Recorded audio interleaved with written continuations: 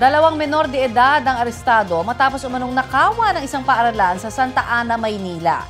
3 kasama nila ang nahuli rin. Ang tinarget daw ng dalawang menor de edad, mahigit 30 government-issued laptop.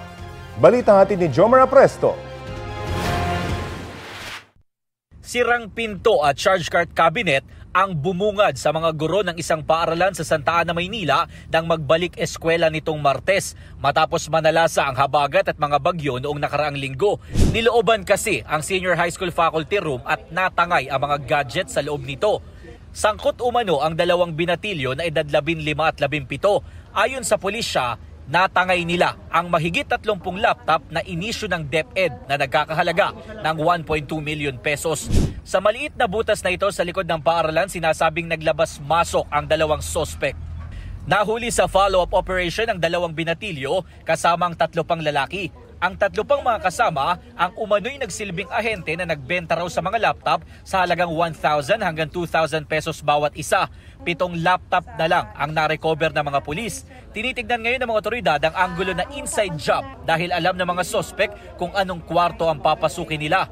Posible po na naging estudyante sila doon sa school or may mga kaibigan po sila na estudyante doon at nakikita po yung mga laptop. Naghahanap pa po kami ng iba pang mga ebidensya para matuntun po namin kung saan naroon po yung ibang mga laptop.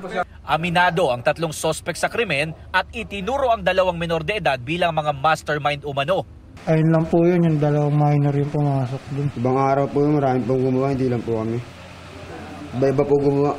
Isang beses lang naman ako nagbenta, binigay lang. Pagkabigay sa akin ng laptop. Mahaharap sila sa reklamong robbery. Dadalhin naman sa DSWD ang 2 menor de edad. Sinusubukan pa namin hingan ng pahayag ang kanilang magulang.